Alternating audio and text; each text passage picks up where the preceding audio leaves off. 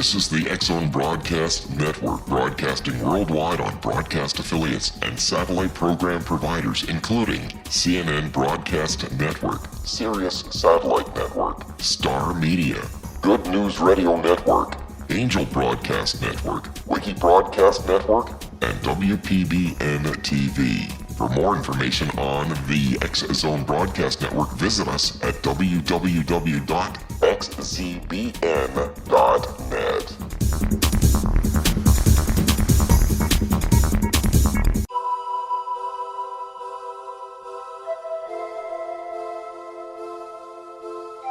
If you're a seeker, don't miss the inspiring book Shamanic Awakening, Between the Dark and the Daylight. This remarkable work chronicles shamanic counselor and indigenously trained dream decoder Sandra Cochran's 35 years of experience with diverse wisdom keepers throughout the Americas.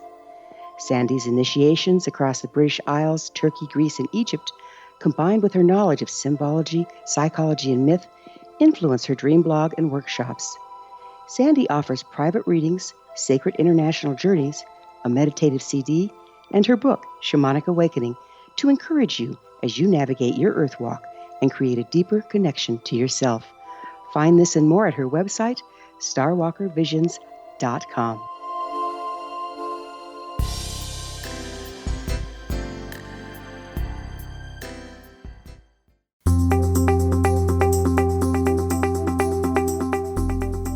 Welcome to The Secret to Everything. I am Dr. Kimberly McGeorge, and we are so happy you decided to spend this hour with us. I have, as usual, an amazing guest that I'm going to tease you with for a few minutes, and then we'll bring him on as soon as we possibly can. So this hour, we're going to be talking with Ron Melchiore, and he is someone a little bit different.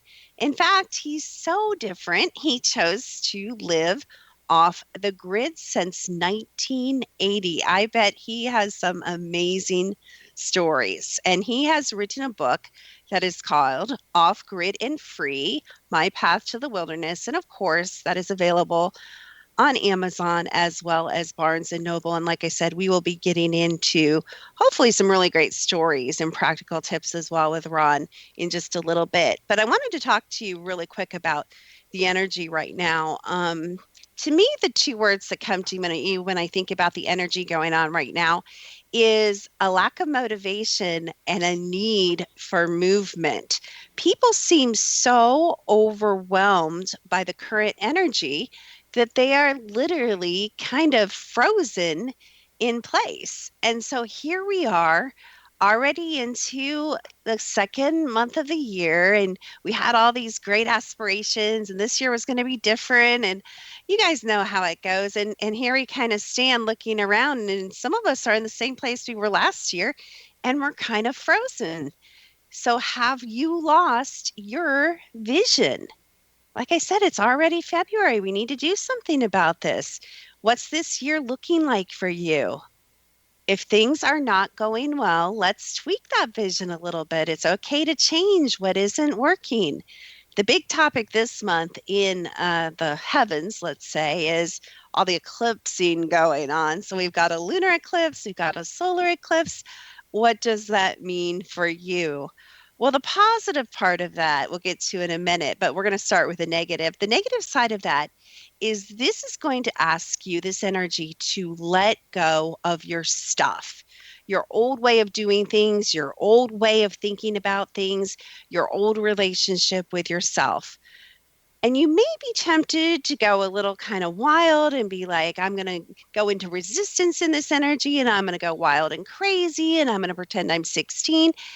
And you and I know that never ends well. So don't give in to any of those temptations to kind of go off and do wild, crazy kind of things. However, letting go is the theme, not that kind of letting go, but letting go of all the things that you do not desire and inviting in and making room again for the magical creation that this year can continue to be. So stepping into kind of a new you in the new year. Stop trying to go back. Stop trying to retrace what worked last year because this is a totally different energy. Stop running back to your old relationships, your old way of thinking, your old way of doing things. Become very crystal clear on what you value and desire this year and chart a plan of action. And when I say taking action, I don't just mean thinking about taking action. I mean, really move forward with some really practical ways of accomplishing what you desire. You're going to feel some resistance energy. And that's partly because we've got this huge thing you may have heard referred to as a cardinal cross. And that's just an icky, heavy energy. The good news is by the time you listen to this program, most of that energy is going to be gone. And there's going to be some really nice, crystalline, very, very clear energy coming in to kind of shake things up. So if you can ride through this lower energy that's been going on the first half of this month, things are really going to lighten up as we head into the last 2 weeks of this month. And this energy that's coming in, the new energy, the good and positive energy, is actually a very different energy, and we haven't had it on the planet for a long time. So it may not feel entirely comfortable to you. Do not go into resistance in this energy. Rather, remember, use it to chart a new course. Use it to step into those new places of you that need exploring. Are you ready to move on? If you're ready to move on, if you're ready to move forward, this is the energy that's going to support absolutely all of that. This is your chance to rewrite the script, not just of this year or this day or this moment, but really of your entire life this forward. So please take advantage of that. Basically, we're going into high-speed forward motion. Keep up, or you're going to get left behind in the most positive of ways. So stop getting pulled into all the chaos that's going around in the world that everyone else is experiencing. Stay out of this. It's very, very important. The drama that everyone else is involved in will try to suck you in. Do not allow it to. As always, this show is sponsored by thesecrettoeverything.com. We are currently offering a free chakra reading if you go to my website, and you can check that out. So after this commercial break, we're going to be back with Ron Melchiore, and we're going to be talking about living off of the grid right here on The Secret to Everything with Dr. Kimberly McGeorge.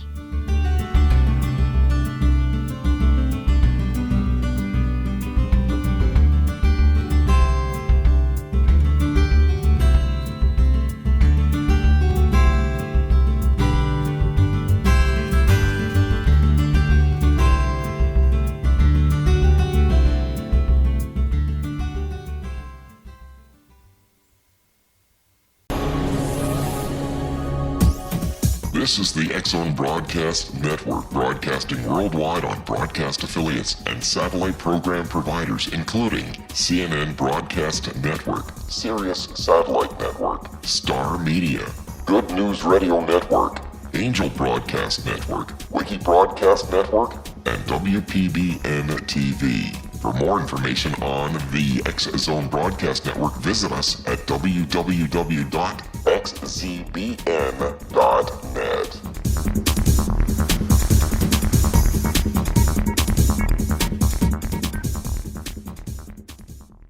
How would you like to be able to read other people's minds? Well, the next best thing is here. When you know how to read a person's name, you know how the person thinks, feels, and behaves.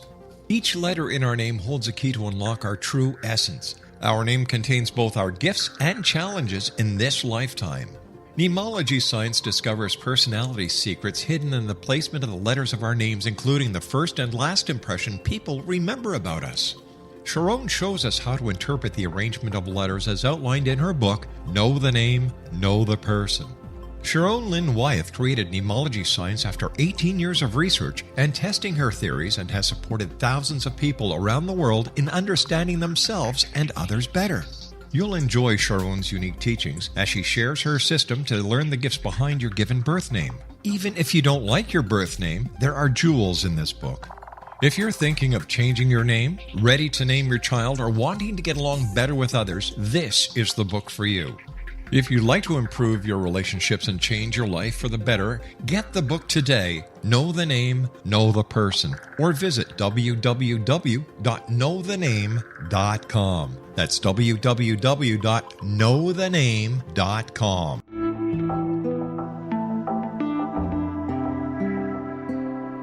Take a step back in time and discover old Florida cuisine at Marsh Landing Restaurant in Fellsmere, Florida. Enjoy delicacies such as frog legs, gator tail, catfish, and swamp cabbage, or enjoy the more traditional cuisine such as hand-cut Angus steaks, ribs, and seafood. Join us for breakfast with a southern flair featuring sweet potato pancakes, biscuits and gravy, and much more. Planning a party? Marsh Landing's private dining rooms can accommodate groups from 8 to 80 people. While you visit, enjoy the historic pictures, artifacts, and stories that line the walls. Marsh Landing is truly a unique experience. Marsh Landing Restaurant, 44 North Broadway in historic downtown Fellsmere, or visit marshlandingrestaurant.com. Marsh Landing, old Florida cuisine at its best.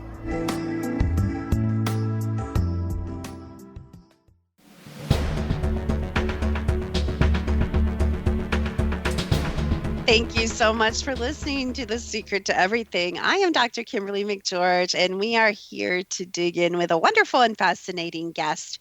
And let me tell you just a little bit about him. So Ron has been an outdoorsman, a pioneer, a homesteader, a remote exploration camp manager, and, of course, an author. He's been living off the grid since 1980. He and his wife, Johanna, have spent the better part of their lives unplugged. I like the sound of that.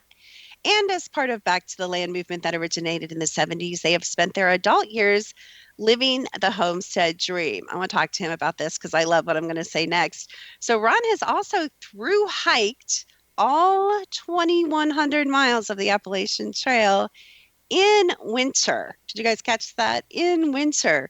Bicycled from coast to coast, survived forest fires, encounters with bears, and much, much more. Like I said, his book is Off Grid and Free, My Path to the Wilderness, available at Amazon and Barnes and Noble. Welcome to The Secret to Everything, Ron.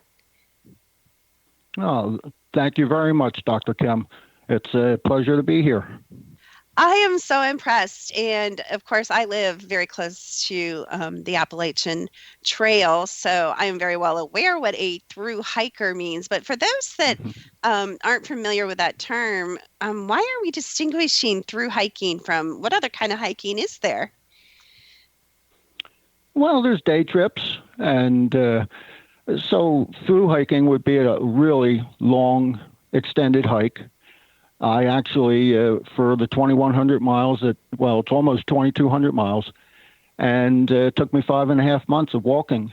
And I started at Springer Mountain, Georgia, and worked my way. There's 14 states that I had to traverse, and I ended up in Maine at Mount Katahdin. Wow. Now, did you do that with your wife or with other hikers, or by yourself? How did you take that journey? Yeah. No, it was, we started together with Joanna and I, and she went a couple 100 miles and then ran into some physical problems with her knees. Her knees kind of gave out. So at that point, again, this is wintertime, so there's very little competition for shelters and very little in the way of traffic on the trail. So I ended up doing the rest of the trail, roughly 1,900 miles alone. Wow, that is so impressive. And it's funny because at first you said winter, and I thought that's horrific. But really, you brought up a really great point. There is a lot of competition in some of the other seasons for, a lot of things, really. And so I think that's kind of smart that you chose to do that in winter. Obviously, you are very, very tough. So share with us kind of the beginning of your journey. You obviously haven't always lived off grid, like your whole entire life. What kind of was the tipping point where you said, okay, I'm done and we're going to do something different? Sure. That's a really great point. And the question is, I've grew up just in a traditional household, and I took during my schooling days, I took industrial electronics as my career choice. And after I graduated high school, I went into the work field and worked at several jobs in the electronics industry. And it wasn't too long, maybe 3-4 years, that I started to question, is this really all there is to life? There's got to be more to life than just working it away, making the business owner prosperous, and getting up in the morning, going to work, and then coming home and just repeating that routine. So at some point, I had a relatively young supervisor in the electronics industry at the one job, and I was lamenting the fact there had to be more to life than just working it away. And he suggested homesteading. And at that time, I'd never heard the term. I was absolutely clueless. But once I realized after some research what it meant, which was basically being self-reliant, self-sufficient, the little bell went off, and I never looked back. It was just one of those things in life where a simple suggestion changed the entire course of my life. That's really amazing. So that was kind of something that you didn't even know that you were going to resonate with, but you really fell in love with and took to that as a permanent lifestyle. So where are you living right now? And I think you told me that you're in the process of moving, but let's say, where have you been living? Let's go with that question for the last however long. Sure. Well, one thing I should point out is we're talking over VoIP, which is voice over internet, and we're actually bouncing a signal off a satellite. So there's going to be a little bit of a slight delay. But once I decided that I wanted to homestead and the decision was made, I immediately started looking for land, and I ended up in northern Maine. And I spent 20 years in northern Maine learning the ropes and gaining confidence in my abilities and stuff. And I heard the call of the wilderness. So right now, for the last 17 years, we've lived out in the Canadian wilderness on a remote lake. We're alone out here. There are no roads, no trails to get to us. Animals are the only neighbors that we have. And float plane is the only way to be able to reach us. Twice a year, we go out and we fly out for resupply. And that's the only time that we shop and fetch our mail, take care of appointments, and interact with other human beings. So basically twice a year, we see people only when we fly out for resupply. All I have to say is you must both be pretty amazing people, because you guys are each other's, basically, like you said, sole source of companionship. So I think that would either really drive you close, or I guess it could probably drive you crazy and apart, as well. So both of you must be pretty fascinating people. Gosh, I have so much I want to ask you. So some people may not be familiar with the term off-grid. So they may at this point be thinking, oh, that's nice. There's no roads, but I'm sure he has electricity and I'm sure he has all the, they're probably picturing kind of a luxury little cabin in the wilderness. Is that how it is? Well, it is actually. It's a 2-story home. I'm sitting at the picture window right now. I'm overlooking a frozen white snow-covered lake. And we have all the amenities that a typical house would have. You'd never know that you're 100 miles out in the wilderness. Off-grid, we're well away from any power lines. We're also well away from any cell phone towers. So cell phone would never work out here. So when I say off-grid, we produce our own power. We've got solar panels on the roof. We've got a wind turbine that's turning right now out behind the house. And we take all that energy from the sun and the wind, and we turn it into power for our needs. So that's the off-grid life, and we've been doing that for 37 years. We've improved, of course, over time, and we've learned certain tricks and things to incorporate, but that's our life for the last 37 years when I say we've been disconnected and off-grid. Wow. So, who did you build your own house, or how did you build your house?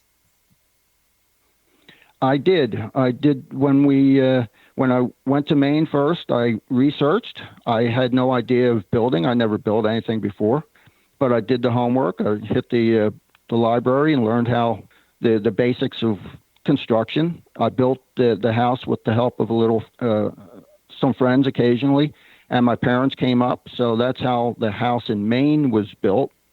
And then when we moved out here 17 years ago, everything, keep in mind, everything had to be flown in. The only way to find us is to hire a float plane. So everything, it was a logistical nightmare to have to assemble all the stuff at the float plane base, load the plane, fly it out here, offload it, haul it all up to the house site, and then build. So Joanna and I did most of the building. My brother came up for, I think 2 to 3 weeks, and with some muscle and some good help. And my parents came up for a little spell, and we did a lot of visiting, but they helped a little bit too. So that's how we built the house. That sounds like a little at a time. Very challenging when you have to get all that material up there. So what kind of pets do you have? Do you guys have domesticated animals then for pets? We don't here, but we did. We had a dog and cat in Maine. It just doesn't make sense to have animals and pets out here for a number of reasons. We've got to fly the food in. So if we had a dog, we'd have to fly dog food in.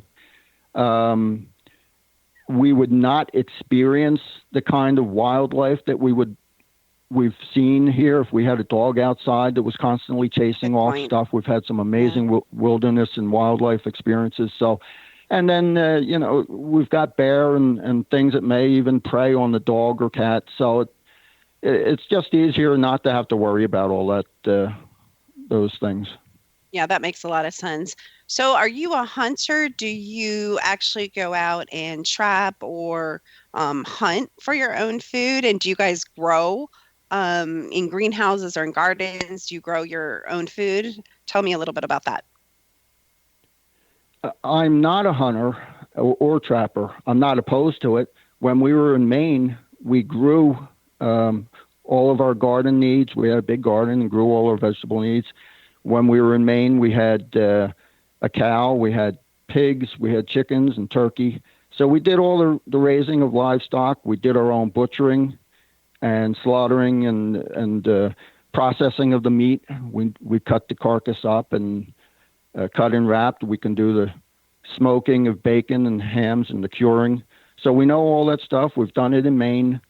But being out here in the wilderness, again, it doesn't make sense to fly in animals and animal feed and have to worry about predators and stuff. So what we've done is we've got all this knowledge, and what we do is we fly in every couple years a side of beef and a whole frozen pig, and then we still do our own cutting and wrapping, process the hams and bacon, we cure them, smoke, make sausages, and we've got it down to the point that all the fat is rendered, and we even make most of our own soap. Wow. It still sounds like a lot of work, but that's really smart. That makes sense that you guys do it like that. So do you also fly in your vegetables and fruits then instead of growing a lot? I know you said you did it in Maine, but where you are now, do you also fly in like your fresh foods? No, we don't. Actually, very little is flown in as far as vegetables and fruit. We've got south-facing greenhouse on the house, so we can get a jump in early spring, long before the snow is off the ground. We've got our first salad fixings. We've got a big garden out behind the house that Joanna, that's her territory. She grows all kinds of stuff. We've got, even though we're 56 degrees north in latitude and in a very cold climate, we've got it down to a science that we can even grow corn here. And then I'm kind of responsible for the orchard and there's an asparagus and berry patch. So that's my domain. So we do grow just about all of our vegetable and fruit needs. Yeah, sounds like you've got that covered. We're going to be back and we're going to ask Ron about some wild animal encounters right here on The Secret to Everything with Dr. Kimberly McGeorge.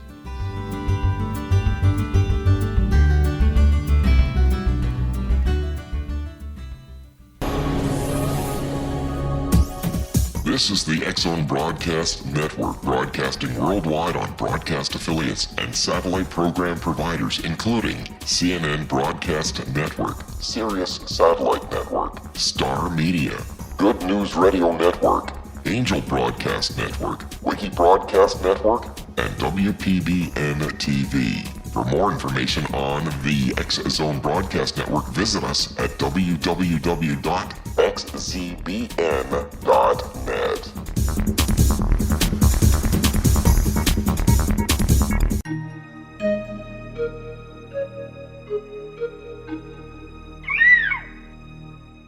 While science pursues fact, magic accesses the quantum level, bridging random facts to form truth. As long as science and magic remain separate and polarized, the truth cannot be known. I'm Gwilda Wiyaka. Join me on the Science of Magic radio program, dedicated to unification and evolution of consciousness. During each episode, I'll be speaking with experienced and respected scientists and mystics. From astrologers to astronomers, from medical doctors to shaman, the scientific method to dowsing and intuition, we'll weave together information from seemingly divergent practices to promote unity and enlightenment. Join me, Gwilda Wiyaka, and the Science of Magic right here on the Mutual Broadcast Network. For more information, visit www.thescienceofmagic.net.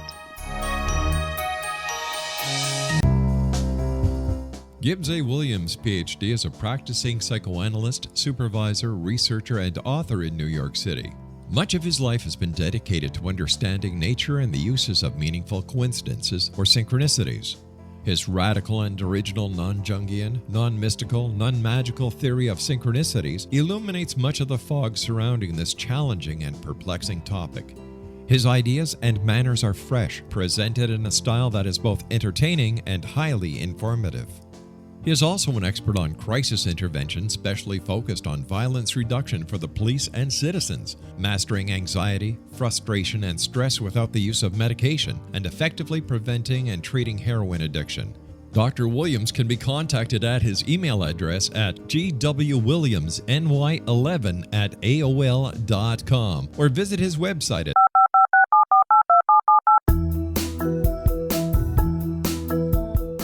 Did you know that when you're on the road with limited data or Wi-Fi, you can still listen to the X-Zone Radio Show with Rob McConnell, The Science of Magic with Gwilda Wiyaka, X-1, Dimension X, Space Patrol, and every minute of the X-Zone Broadcast Network by calling 213-401-0080, courtesy of Audio Now. No smartphone, app, or internet needed. It saves your data plan and it's free if you have unlimited minutes. Call 213-401-0080 to listen on any phone, anytime, anywhere. Remember 213-401-0080 for the best of the paranormal, parapsychology, and sci-fi radio programming anywhere, 24/7, 365.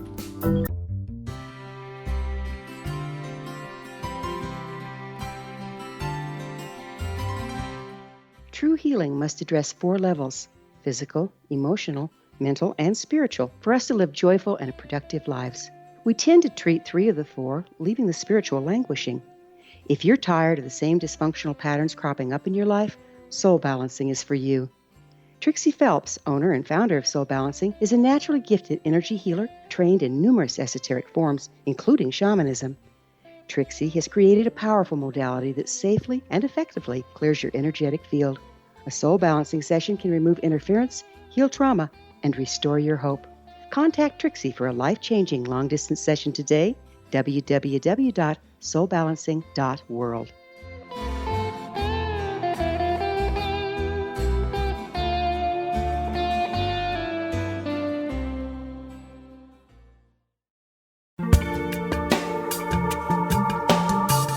You are listening to The Secret to Everything with Dr. Kimberly McGeorge, and I'm here with Ron Melchiore, and he is an outdoorsman and a pioneer, and we are talking about homesteading both in the Maine and in the Canadian wilderness. And I did a little bit of a teaser.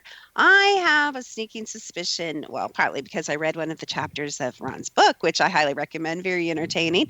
But I have a sneaking suspicion, Ron, that you have many interesting wildlife and animal encounters you could tell us about. So if you'd like to share maybe some of the more interesting, funny, dramatic ones, that'd be great. Oh, sure. Thank you. I do. It's living out here has given us the opportunity to experience some of the most amazing wildlife. There's a number of things that come to mind. I guess the first thing that comes to mind is I'll just read the first couple lines from the book, the first chapter. "There was a bear at the door," shouted my wife, Joanna. She had gone downstairs to fetch a book and had heard a strange noise at the front door. Looking over, she was startled to see a pair of large paws groping at the door window pane, the claws making telltale click, click sounds on the glass. So that gives you some sense of, that's how I start the book. And we've had numerous bear encounters. So that's one bear encounter. I can tell you briefly that a few summers ago, Joanna, we were sound asleep. Joanna thought that she heard something behind the house, so she got up and looked out the window and whispered over to me that there's a bear outside. And she started to close the window, and it squeaked. The bear immediately ran around to the window and is clawing frantically at the window. It wants to get in the worst way. And she's face to face, I mean, literally 2 feet apart between the bear and her face, the window separating them. And she's yelling and banging. There's nothing that we can do to discourage that. So I shot out of bed and I added my voice to all the chorus of banging and shouting to try and get this thing to stop trying to get into the house. So I ultimately ended up getting dressed, and by the time I was able to get outside, it was just trash in our greenhouse. And so I managed to, we've got the shotgun, and fortunately I was able to scare it off, but before it really did a lot of damage. But that bear was in pure predator mode, and it wanted to get in the house in the worst way, and there was nothing that was going to discourage him. So that's one bear experience. I'll let the readers, anybody who wants to read the book, there was a time that I was actually physically touched by a bear, which is an interesting story in itself. And I guess the only other quick story is birds and I get along very well. And there's many experiences, wonderful experiences that I've had with birds. One that comes to mind real quick, I saw a flock of pine grosbeaks out here one year. I went out in a chair. I popped the chair out, put some feed in my hand, and not too long after, one brave grosbeak came to my hand, started feeding. The next thing I know, the rest of the flock is in my lap and at my feet. I mean, they're just going after all this bird feed. So just imagine being experiencing a place where you can just go outside, sit in a chair, and the birds are comfortable enough and brave enough that they're feeding out of your hand. So it's just a wonderful opportunity. It sounds like you're so connected with nature, and that's a similar experience to that many people report or write books about when they do any kind of hiking, really. But hiking the Appalachian Trail, and for some reason, I have this really weird, and I'm not sure it's that weird, addiction. I love reading about people going on long, excruciating hikes. There's just something really fascinating about, you think it would be really boring, but just the rhythm of it, it's almost like you kind of go along with them. So could you share any, stories or interesting people that you met or experiences that you had while you were hiking the Appalachian Trail? Yeah, there's a number of interesting experiences I had and people I met. Now, again, because I was doing this in the wintertime, there was very little traffic, so it was maybe a little bit more noteworthy when I did come across people. And maybe it brought out some of the more odder, more unique individuals. But I remember in New York somewhere, I was hiking and I came across, I believe, 2 or 3 guys, and they stopped me and asked me where I was going and how far I was going. And I told them I was going to Maine, and this is in New York now. So one of them had no idea what trail they had stumbled on or where Maine was in actuality. So the one said, so what's that, about 3 days, or I forget what, I believe it was 3 days hiking. So what's that, about 3 days hike? And, still got maybe 2 months of hiking yet to get up to Maine.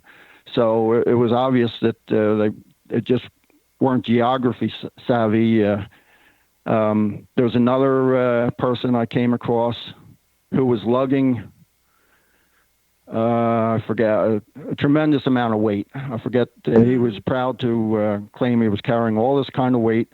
And he had the mileage that he was doing down to hundredths of a mile that he was doing. So can you imagine the long distance hiker keeping track of the hundredths of a mile, not just miles? So he was interesting too. So there were some characters, and that's what makes the experience, and that makes memories.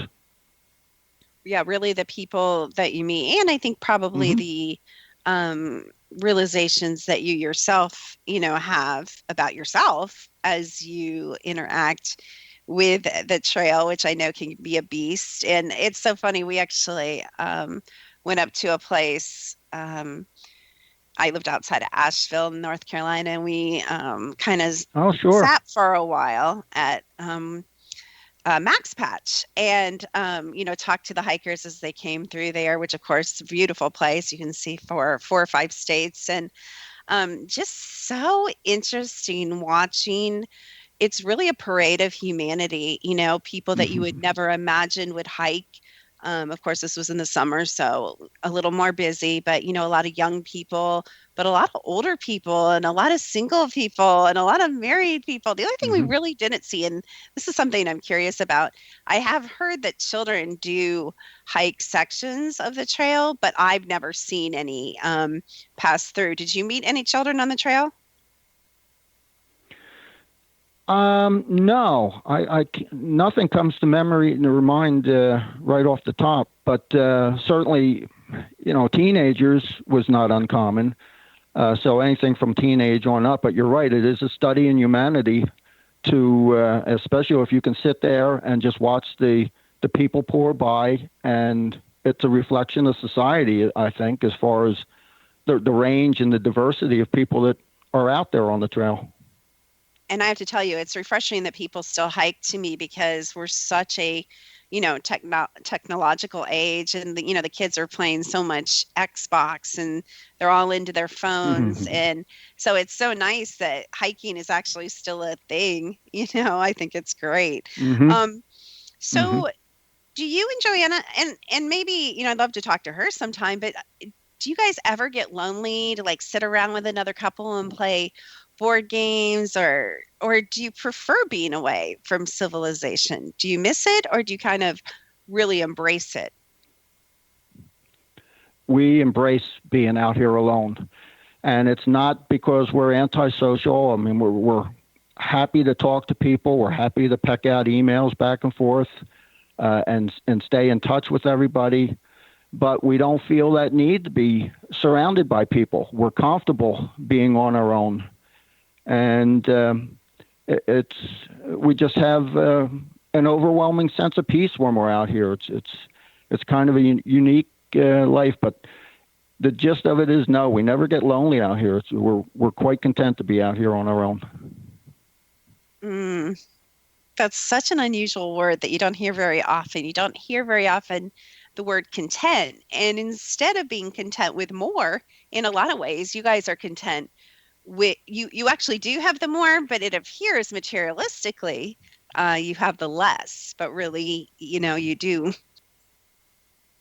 have amazing connection, that a lot of us don't have any connection to, like nature and, like you said, the animals and different things like that. So what other dangers are there when you live out in the middle of the wilderness? Are there fires? Is there bad storms? Tell me about that. Well, living out here requires us to be responsible for ourselves. And so there have been fires, there have been some medical issues that have come up. So we kind of have thought ahead. We've tried to prepare as best as possible for all possible outcomes and scenarios. So we have had numerous forest fires over the years, two that really came within 90 feet of burning the house down. One was 2002, one was 2010, and they were sights to behold. It's hard to explain. It's hard to fathom how brutal a forest fire can be. But there was one time in 2002, I was out here alone. Joanna had been evacuated, and 4 miles to the south at the end of the lake, one afternoon, all I could see was a wall of flames coming, and I heard the freight train. It sounds like a freight train coming, so I wrote some last words, stuffed it into the stove, got into the boat, and headed towards the forest fire. And for the next, I don't know what it was, that was probably 5 o'clock in the afternoon, and I didn't get home till about 3 in the morning.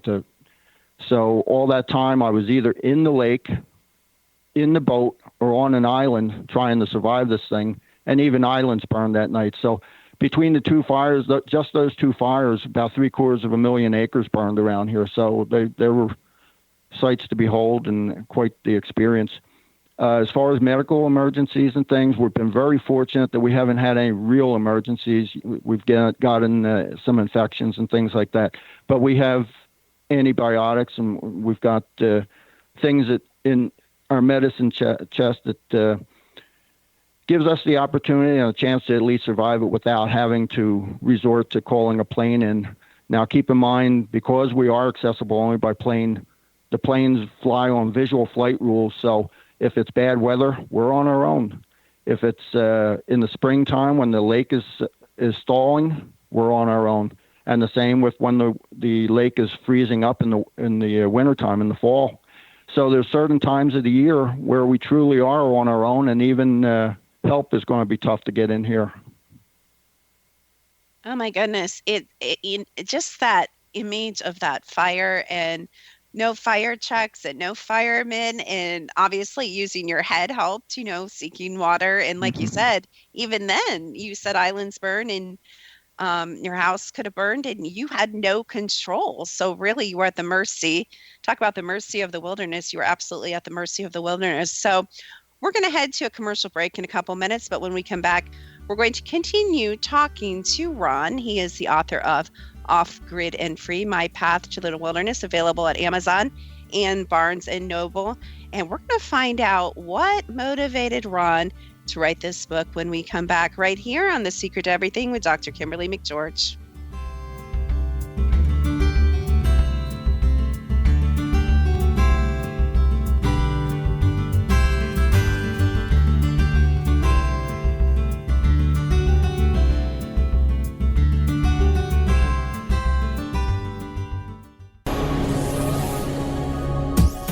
This is the X-Zone Broadcast Network, broadcasting worldwide on broadcast affiliates and satellite program providers, including CNN Broadcast Network, Sirius Satellite Network, Star Media, Good News Radio Network, Angel Broadcast Network, Wiki Broadcast Network, and WPBN TV. For more information on the X-Zone Broadcast Network, visit us at www.xzbn.net.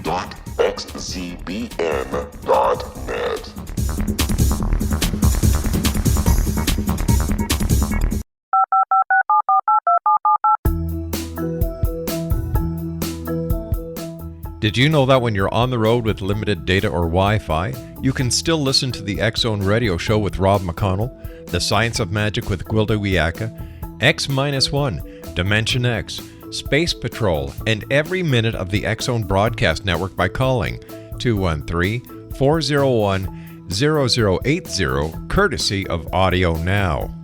No smartphone, app, or internet needed. It saves your data plan, and it's free if you have unlimited minutes. Call 213 213-401-0080 to listen on any phone, anytime, anywhere. Remember 213-401-0080 for the best of the paranormal, parapsychology, and sci-fi radio programming anywhere, 24/7, 365.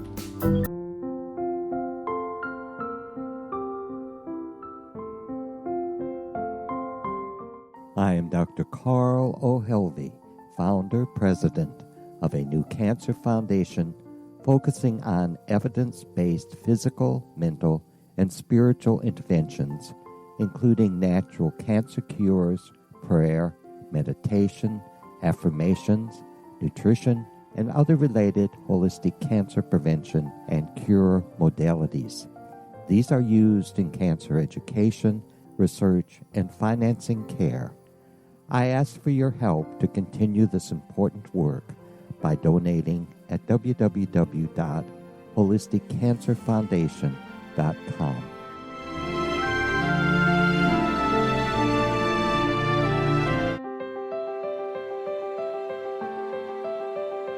Wouldn't you love to know the secret to everything? I'm Dr. Kimberly McGeorge, and on The Secret to Everything, we will merge the practical with open investigation into all realms of the mysterious. We will talk to cutting-edge alternative health practitioners, those who inspire and motivate you in business and life, and of course, we will share stories of the paranormal, conspiracy, and cryptozoology. You will transform because of the frequency I carry, the frequencies my guests carry.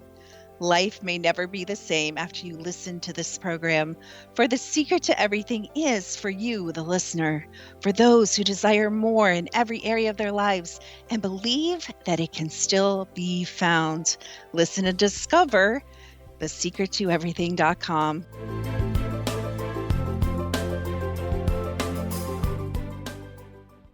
Little children aren't the only ones afraid of the dark. Millions of soldiers return from war zones with PTSD, anger, frustration, fear, and loneliness, much of which surfaces during the darkness of the night.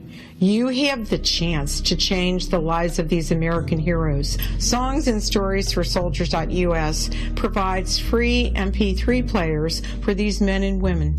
With a list of 3 million songs in 16 different styles, 100,000 audiobooks, and 30,000 old-time radio programs, every veteran can find something to soothe and comfort them at no cost. All our players contain an 8-hour audio program designed to help veterans fall asleep. With 1,500 plus vets now participating, it's our goal to deliver 10,000 audio players this year. Go to our website at songsandstoriesforsoldiers.us. Help us help a veteran make it through the night. You're listening to the X-Zone Broadcast Network, www.xzbn.net. Welcome back to The Secret to Everything with Dr. Kimberly McGeorge. And we are wrapping up a very warm and wonderful conversation with Ron Melchiore. And he is an outdoorsman, pioneer, homesteader, remote exploration camp manager, and last but not least, the author of the book Off Grid and Free: My Path to the Wilderness. And speaking of your book, Ron, what motivated you? And it's so funny because part of me says, well, you have plenty of time to write a book, and part of me thinks you probably have no time to write a book. But what motivated you to write down some of your adventures in this book? Yeah, sure. The motivation was, in all honesty, I've never thought of our life as anything really out of the ordinary. But when I relate the stories of a forest fire to somebody, or I tell them some of these animal stories, whether it's family, friends, complete strangers, invariably everybody suggests, why don't you write a book? You should write a book. And I heard that for year after year after year and kind of poo-pooed it. I mean, I didn't think anybody would really be interested in it. But I heard it enough times that I decided, okay, I'll start to jot down some stories, some things that I can remember. And before long, I had 18 chapters. And I was fortunate enough to find a publisher. and it's a 5-star rated book on Amazon. I'm just totally blown away that there's so many wonderful reviews that people have written for us. So it's obviously going over very well, and I'm just very grateful that people find our life story that interesting. So that's been really the motivation why I wrote it. Well, and you're being a little modest because it's, there's books that are just books, and it's a well-written, entertaining, book. So I really encourage you guys to check it out. So let's say, what would your advice be to, let's call them a virgin homesteader, or someone who's like, oh yeah, that sounds like so much fun. What is the first step if someone is considering moving out of their, middle class suburban lifestyle and moving, whether it's to Maine, which is kind of a steppe wilderness, or to complete wilderness like where you are now? What would you recommend? Mm-hmm. Well, I certainly wouldn't recommend anybody moving to the wilderness right out of the gate. Take it slow. Talk to experienced people that have actually been off grid for a little while. Hit the books. There's lots of books out there. Gather as much information as you can so you can make an informed decision, and then take it slow. Start out. You don't need to move off grid. The ultimate goal is to be self-reliant, to be a little bit more self-sufficient, and you can start out with the garden and canning, and then over time, as you get experience and more confidence, just maybe add some solar panels, or you do some, you raise some of your own animals, and start with chickens. They're the small, easiest thing, and then work your way up. So that would be my advice for anybody who wants to go off grid. Start it slow, learn from books, and talk to people, and there's always people out there willing to help out and give counsel. I think you brought up a really great point, which is we don't have to necessarily move out of our homes or, our middle-class neighborhoods. We can start by, and I'm really encouraging people to do this too. I love that you brought that up. It's such a great point that we can start by growing our own food. What a concept.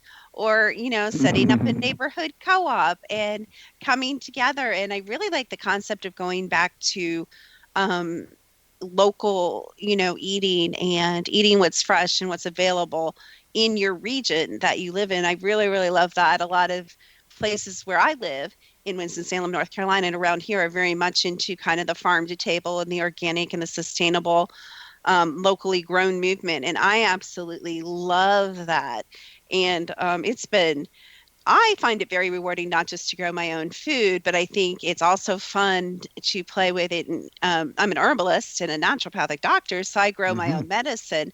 And there is nothing more rewarding, both in you, and this, walking out and, holding a tomato in your hands or anything, green beans or whatever you're growing, and know that that's something that, you've invested the time and energy in, and you've worked with the soil to produce. But it's also really beautiful to grow and learn how to make your own medicines as well. And you can do that anywhere. You can do that downtown Chicago. You can do container gardening on a balcony. It's possible. So I really love that you said that. There's books and so much information available on the internet. I know that, I believe you're available on social media. Don't you have some social media, Ron, that you're available on that possibly people could interact with you or get a hold of you on that as well? For sure. And I'm always happy to talk to people, but we're on Pinterest. I've got a Facebook page. I've got my own website now, and I'm actually doing blog posts, and I'm trying to write these blogs for the beginner. There's going to be a lot of information for experienced people as well, but I'm trying to take people, the beginning homesteader or someone that's considering doing it, and I'm trying to walk them through step by step. Here's what you want to look for in land. Here's some considerations, things that you want to do and search out. So I'm trying, the website is the way I'm trying to do that. And I've got a lot of, maybe a half dozen YouTube videos. So people are welcome to just search out my name, go for and look up YouTubes, and there's a couple of really interesting videos that will at least give them a better sense of our life out here. Oh, I'm gonna have to look those up. That's really interesting. So what's next for Ron and Joanna? Where are you guys gonna live in the wilderness for the next 100 years, or what are your plans? No, everything, all good things come to an end. And this April, we're actually going to be moving. We've got one last adventure in life before we hit the checkout counter, and that's to move to Nova Scotia, and we're going to create another off-grid homestead on the ocean or right handy to the ocean. It's always been the ocean has always been a source of fascination for us. So that's going to be the last big thing in our life, is to have a homestead on the ocean. I think that's really neat that you guys are kind of mixing it up and twisting it, a little bit and saying, okay, let's see how this works. And at the same time, sounds like, possibly a dream of both of yours. So, do you have any final thoughts for the audience? Does it take a certain type of person to be a homesteader? Can anyone do it? Is there certain character qualities we should be developing? Is it the sense of adventure? Is it patience? Is it knowing yourself? Kind of help us out. Is this for everybody, or is it just for some people? No, this lifestyle is for everybody, as far as off-grid and homesteading and having the goal of being self-sufficient, self-reliant. That's for anybody. Anybody can do that. It takes a little bit more of a personality, perhaps, to live as remote as we do. Very few people would be happy out here. So as far as somebody in a city or a town, just as I mentioned earlier, start out slow. There's nothing personality-wise that would be needed or special to be self-reliant. It's just a matter of being open and having the willingness to learn. And if you're willing to suck up knowledge like a vacuum cleaner, you'll be just fine. The last few things I noted when you were first talking about the energy and stuff, and you were suggesting that perhaps it's ready for people to make a change or ready to move on. The last thing that's really important to me is the reason I wrote this book. I hope that my life story gives some confidence, provides a little bit of encouragement, maybe a little bit of inspiration for others to follow their dreams. Life is short. If you've got the opportunity, if you've got something in your life that you want to do, don't wait. Take the ball and run with it. Seize the opportunity. And that's really my message in the book, is I hope people will take that to heart. That's so rich, and I love that. And I thank you so much, you and your dear wife, for modeling, that sense of adventure and that pioneering spirit. And I know you guys have certainly both, in many, many ways, reaped the benefit of that. And thank you for writing that book and sharing that, with people all over the world. So one more time, I've told them a couple times, but tell us how we can get your book and where we can find you on social media, and then the name of your website, if you would. Sure. So, well, first, thank you so much. You've done a wonderful job of chatting with me, and I appreciate that. So thank you. My book is Off Grid and Free, My Path to the Wilderness. It's available on Amazon and Barnes & Noble. It's also in a audio version, so people can read it, print version, ebook, or audio. Social media, I'm on Pinterest, YouTube, Facebook, and I've got my own website, inthewilderness.net. All one word, inthewilderness.net. And I'd be happy to talk to anybody that has an interest in learning more about off-grid, homesteading, or really anything. Absolutely love it. Well, thank you so much for your willingness to do that and for being on The Secret to Everything. And many blessings to you and your wife as you get ready for this next adventure in your lives. Thank you so much, Dr. Kim. All right, you guys, we will have many, many more fascinating guests. Be sure to check out Ron's book. Like he said, very available. And if you Google his name, he is very available to be found. Check out his YouTube videos as well. We will be talking to psychic Danielle Agnew on our next episode. And I am Dr. Kimberly McGeorge. This show is sponsored by thesecrettoeverything.com. And we will see you again on the next episode of The Secret to Everything.